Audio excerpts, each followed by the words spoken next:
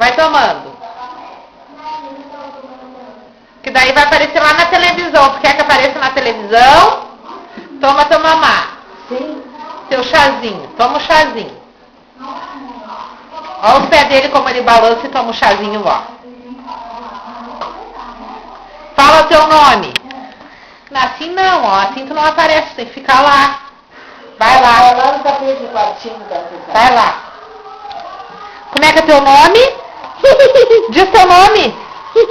Teu nome? Ai, ó. Que não vai aparecer, ó. Se não quer aparecer, tá mostrando só a geladeira da avó.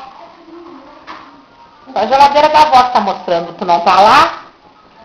Vai bater a cabeça aí, cuidado. Deixa a mãe tirar aqui. Passa pra lá.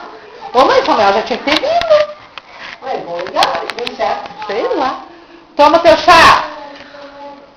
Olha, ele vai aparecer na televisão, aí tomando chá, ó. Toma todinho o chazinho dele.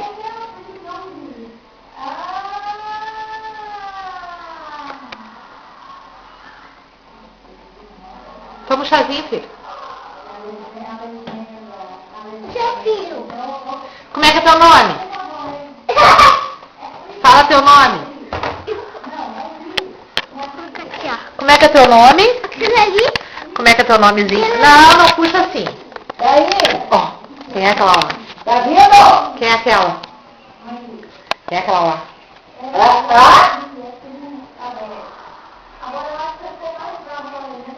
Aonde? O filho! Tu tá vindo já? Você tá virando a mão da mãe, aí não aparece a tua cara. Então dá quando vindo, liga, tá? Quando estiver chegando, tá bom? Tchau. Tchau.